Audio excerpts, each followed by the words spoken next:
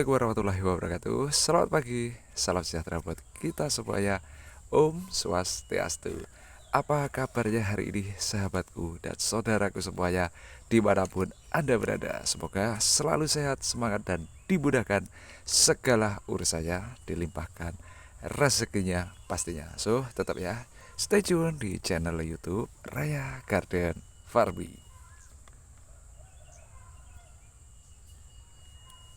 Oke, di kesempatan hari ini, di hari yang cerah ini, Raya Garden Farming akan sedikit berbagi informasi tentang ini ya, mengaktifkan kembali atau budidaya mikroorganisme.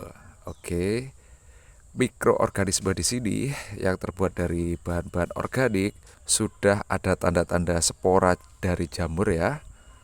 Jamur, dan ini kelihatan ada perakaran di sini.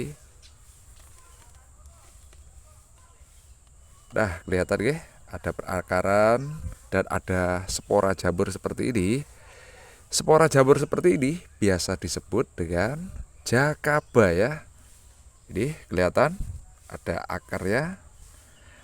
Dan jamur ini bisa mati ya, karena jamur ini juga merupakan makhluk hidup. Ada bakteri yang hidup pada jamur ini ya. Jadi bagaimana cara merawat dan memberi makan pada jamur ini ya, supaya terus berkembang lebih besar lagi. Oke, kita sudah siapkan bahan-bahan untuk pemberian makanan pada bakteri itu ya, dan pada jamur khususnya. Kita sudah siapkan cangkang telur demikian yang sudah kita remat-remat demikian. Oke, kita siapkan juga kulit dari pisang ini. Ini kulit dari pisang yang kita potong kecil-kecil juga. Dan ini ada kelapa ya, daging kelapa yang sama kita potong-potong kecil.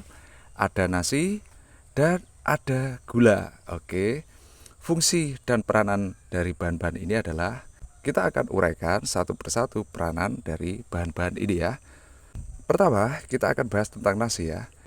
Nasi ini juga mengandung gula ya, atau glukosa, juga mengandung kalsium dan kalium juga.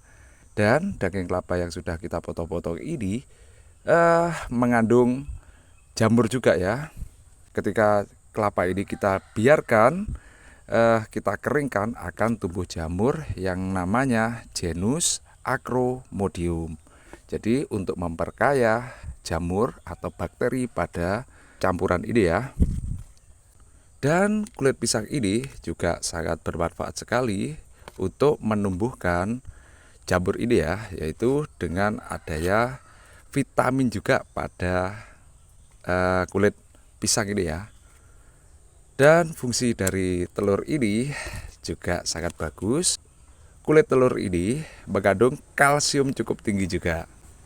Dan gula ini sebagai starter atau penyemangat untuk mikroba yang ada pada bahan ini ya. Kita tambahkan juga dengan air cucian beras. Air cucian beras ini untuk memperbanyak ini ya, jamur-jamur ini ya. Ketika jamur ini mengembang, nanti akan membutuhkan banyak energi supaya lebih besar lagi, dan kita nanti akan pindahkan ke wadah yang lebih besar juga ya. Bagaimana cara mencampurkannya? Mudah sekali, kita tinggal cemplungkan satu persatu ke dalam wadah ini ya. Kita cemplungkan demikian. Oke. Nah,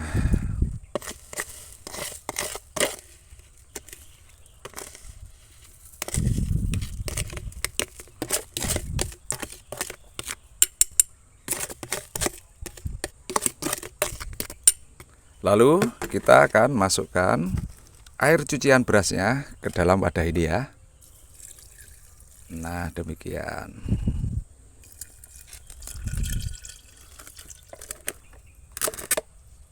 Jangan lupa kita tutup demikian ya. Kita menggunakan plastik biasa demikian. Kita tutup aja demikian. Oke. Nah, lalu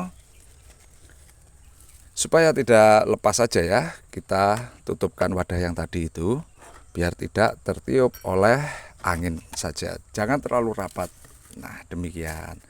Taruh di tempat yang sejuk atau teduh ya. Jangan terkena sinar matahari langsung.